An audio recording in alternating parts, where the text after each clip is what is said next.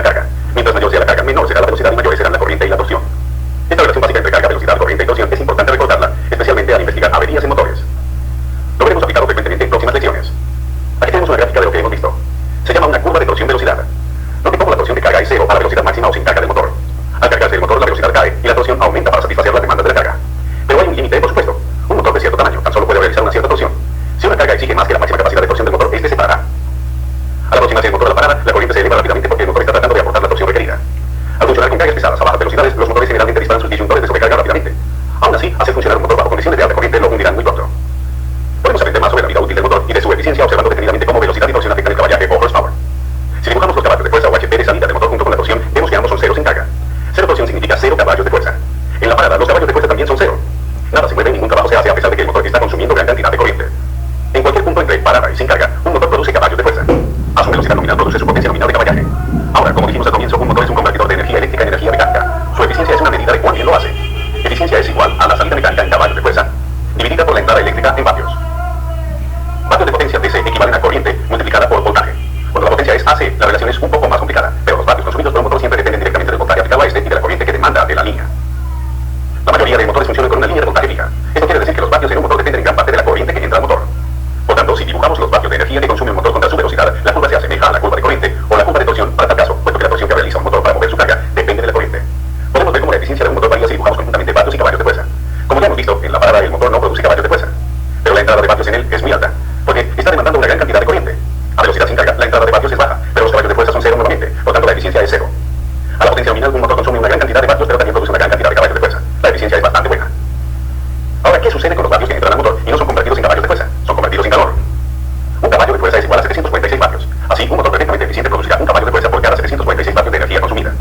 En la práctica, puesto que los motores no son perfectamente eficientes, siempre se necesitan más de 746 vatios para producir un caballo de fuerza. Los vatios extras calientan el motor. Por supuesto, cualquiera que trabaje con motores sabe que se calienta, y se calentará más rápido a velocidad de parada cuando están consumiendo muchos vatios, y todos esos vatios son convertidos en calor. Operar bajo cargas pesadas a velocidades bajas es casi igual de malo. A máxima potencia, la eficiencia es alta, pero la diferencia entre los vatios consumidos y los caballos producidos es aún grande, y un motor se calentará si funciona bajo estas condiciones por largo tiempo. A la potencia nominal de caballaje, un motor se calentará relativamente poco. En efecto, esto es lo que significa potencia nominal de caballaje. Es el máximo de caballos de fuerza que un motor puede producir sin calentarse tanto como para que el aislamiento interno se dañe. Lo que todo esto significa para la persona responsable del funcionamiento apropiado de motores es que estos no deben sobrecargarse ni esperar a que produzcan más de su potencia nominal de caballaje por demasiado tiempo. En la práctica, gran parte del mantenimiento de motores significa mantener baja la fricción en ellos y su equipo asociado. Una fricción alta aumenta la carga de un motor y lo hace más propenso a recalentarse y a fundirse. El mantenimiento también deberá asegurar que el motor pueda librarse de cualquier calor que produzca. Instalar y conectar un motor exige una cuidadosa atención a la colocación de los disyuntores de sobrecarga. Estos monitorean la corriente al motor y se disparan cuando la corriente es mayor a la corriente nominal de carga plena por demasiado tiempo.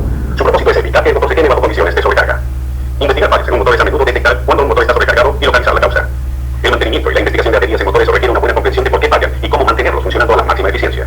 En las lecciones a continuación examinaremos más acerca de los diversos tipos de motores y cómo trabajar con ellos.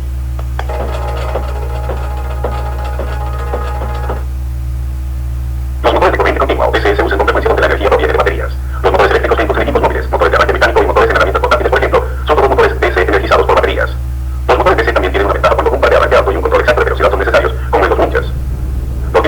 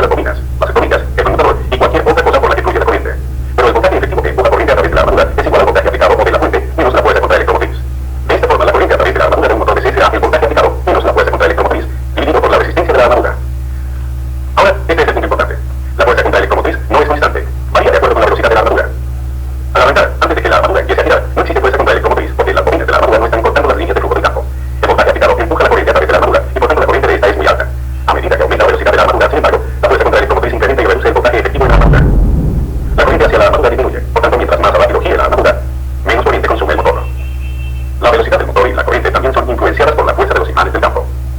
Si disminuimos la corriente en las bobinas del campo, las bobinas de la lavadora cortarán menos líneas de flujo y la fuerza contraelectromotriz inducida disminuirá. A la vez también es cierto, si aumentamos la corriente en las bobinas del campo, la fuerza contraelectromotriz aumentará. Estos principios básicos de operación de motores DC son importantes para entender los 4 tipos de motores DC. Debido a que cada uno es enrollado en diferente forma, la corriente, la torsión y las características de velocidad de cada uno son muy distintas. En un motor en serie, la armadura y las bobinas del campo están conectadas en serie y la misma corriente pasa a través de ambas. Veamos qué efecto tiene la fuerza contraelectromotriz en las características del motor. Como en todo motor DC no existe fuerza contraelectromotriz al arrancar y la